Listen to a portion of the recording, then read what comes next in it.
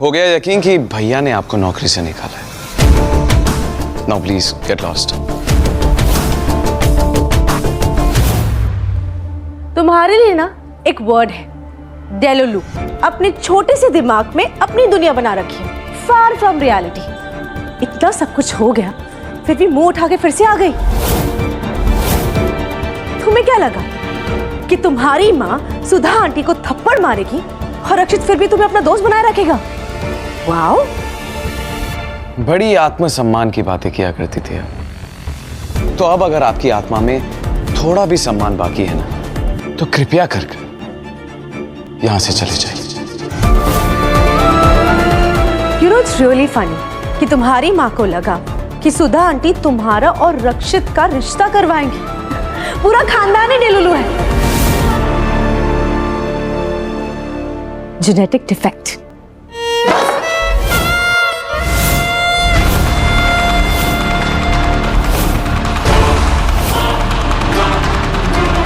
मेरे बारे में जो बोलना है बोल लो, मैं सुन लूंगी। मेरे परिवार के बारे में एक शब्द नहीं सुनूंगी मैं। आप रक्षित सर से प्यार करती हैं, वो आपसे प्यार नहीं करते, ये आपकी प्रॉब्लम है। उस प्रॉब्लम की फ्रस्ट्रेशन आप मुझ पे नहीं निकालेंगे। हम दोनों का रिश्ता चुभता है ना आपको, इसीलिए इतनी कड़वाहट है आपके मन में मेरे लिए। और रक्षित सर किसके ज्यादा अच्छे दोस्त हैं, इस पे डिस्कशन करते हैं ना, यहीं पे डेलुलू क्लियर हो जाएगा।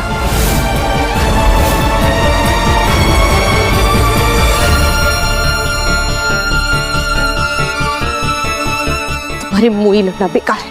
अपराजिता जी, आपको सामान वगैरह पैक करने के लिए कुछ कार्टन वगैरह चाहिए तो प्लीज बताइएगा। उस दिन आप कॉन्ट्रैक्ट लिख रहे थे मुझे यहाँ रुकने के लिए, आज आप मुझे कार्टन दे रहे। आप भी चाहते हैं मैं चली जाऊँ यहाँ से? नहीं नहीं, हमें तो बहुत बुरा लग रहा है, पर अब क्या ही कर सकते हैं, जो रूल है सो है।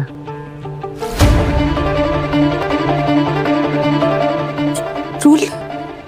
वो जी वो कॉन्ट्रैक्ट जो आप उस दिन लेकर आए थे, आप वो पेपर ला कर दे सकते हैं मुझे प्लीज? हाँ हाँ, ला सकते हैं, एक मिनट लाए।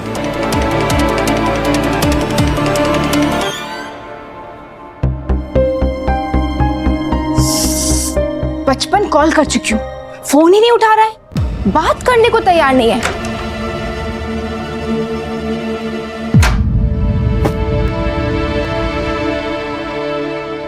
मालती जी, अप्पू ने क्या कहा था आपसे? जिस रास्ते पर हम चल रहे हैं वहां लोग पत्थर मारेंगे।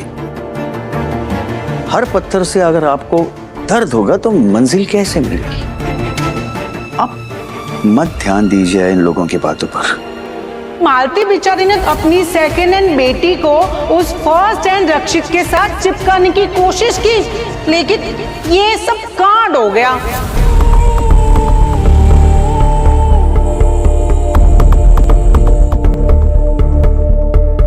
माँ, ये खिड़कियां क्यों बंद कर रहे हो आप? माँ,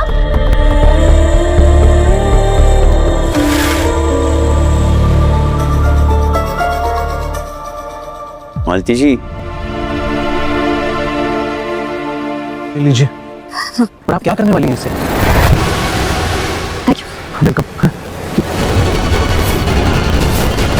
अब कहाँ जा रही हैं आप? एक बात करके आपका मन नहीं, वो अपना डिसीजन नहीं बदलने वाले हैं। It's done. आप प्लीज इस तरफ नहीं, इस तरफ जाइए। Hello ma'am.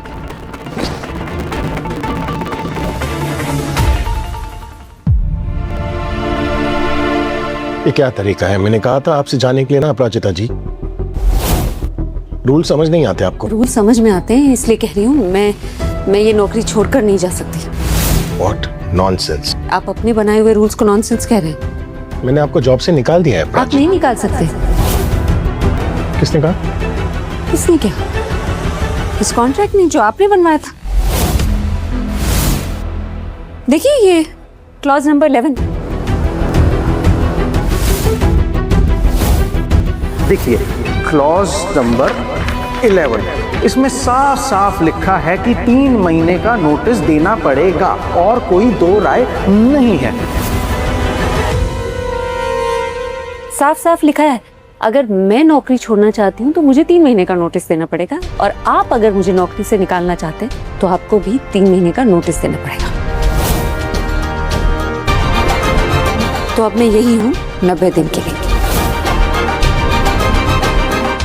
आप मुझे छोड़ सकते हैं, मैं आपको नहीं छोड़ रही हूँ।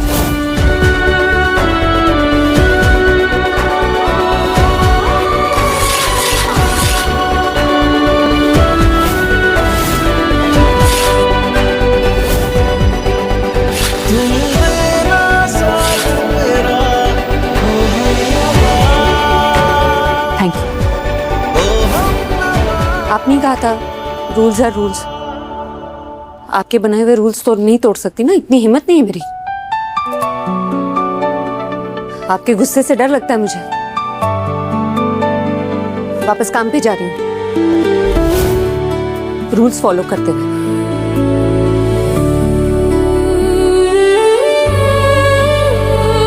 आज रक्षित सर से दूर जाने का ख्याल है, मुझे अंदर से तोड़ रहा है। ये बकवास कॉन्ट्रैक्ट किस बेवकूफ ने बनाया? आपने सॉरी सर आपने कहा था ना कि दुबे जी वाटर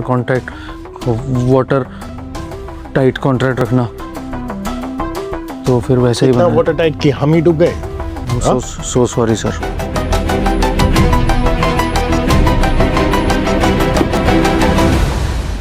तुम चली क्यों नहीं चाहती हप्पू? तुम जितनी करीब रहोगी ना माँ को उतना ही दर्द होगा ना। मैं तुम्हें दर्द में देख सकता हूँ ना माँ को।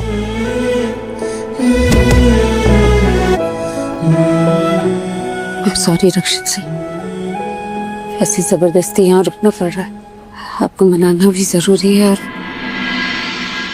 एक और काम है जिसके लिए इसी ऑफिस में रुकना होगा।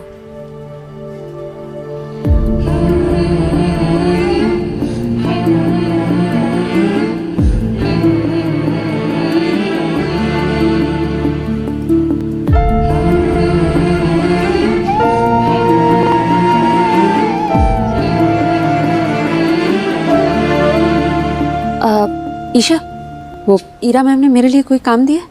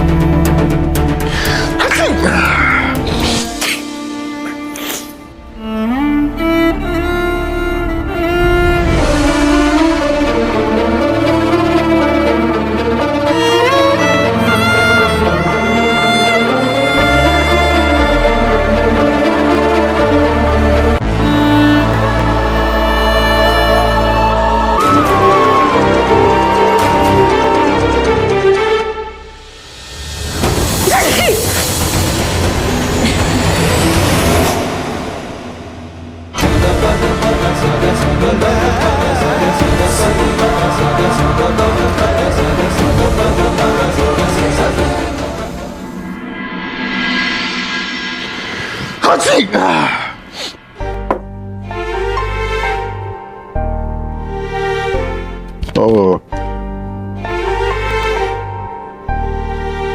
Thanks, Ira.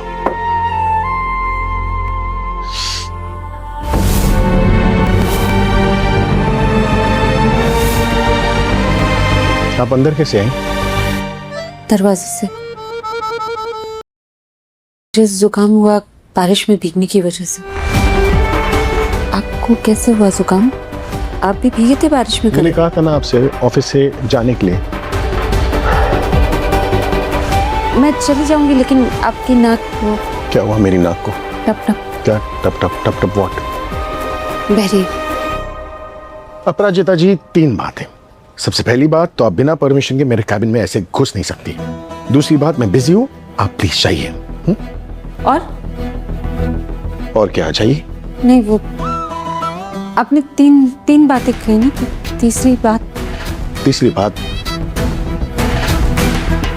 अपना काम कीजिए, जाकर अपना काम कीजिए and do not disturb me.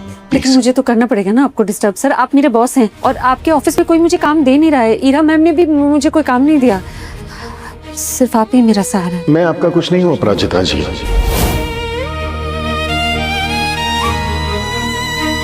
अगर आपके पास कोई काम नहीं है तो काम छोड़ दीजिए। नहीं छोड़ सकते, आपसे ही सीखा है। उम्मीद और कोशिश आखिरी ट्रेन की तरह होती है, प्लेटफॉर्म पर लेट आती, इंतजार करते रहना चाहिए।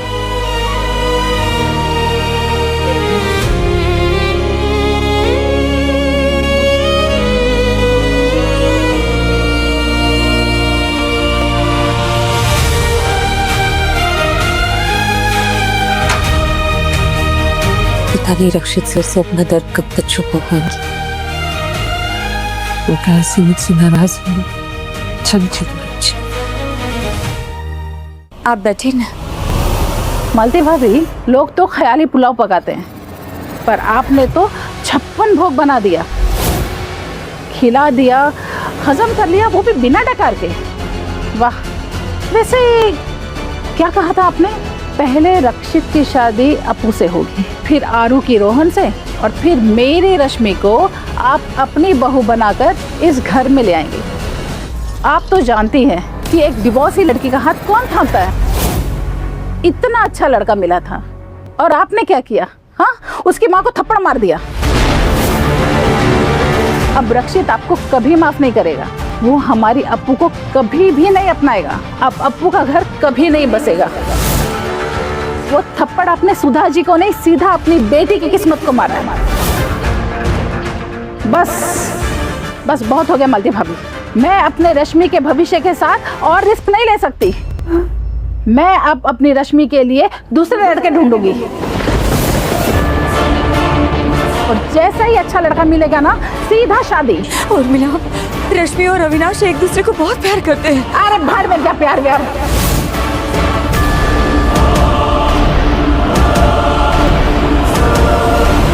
मेरी वजह से आप और अविनाश का प्यार उन दोनों से छीन जाएगा। मेरी एक गलती की वजह से उनका भविष्य खराब नहीं होना चाहिए। मुझे कुछ तो करना पड़ेगा। मैं रक्षित को फोन करती हूँ, उससे बात करती हूँ।